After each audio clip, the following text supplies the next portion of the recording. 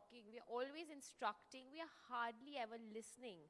And a teenage body is going through a lot of changes, right? Like there's hormonal changes, the body is developing, there is changes in terms of how clumsy they get because their limbs are longer than their torso. There's a lot happening to this child, and plus the peer pressure of where they are, the friends are getting something which they are not.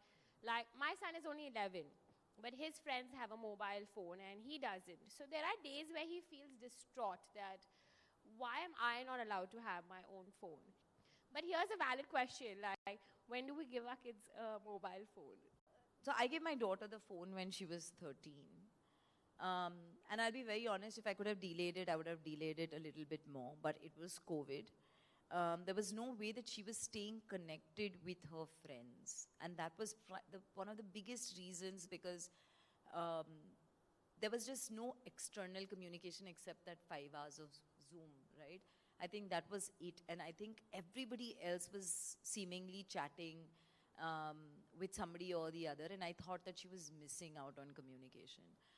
So I think, but I also have a 10-year-old who doesn't care about the mobile phone.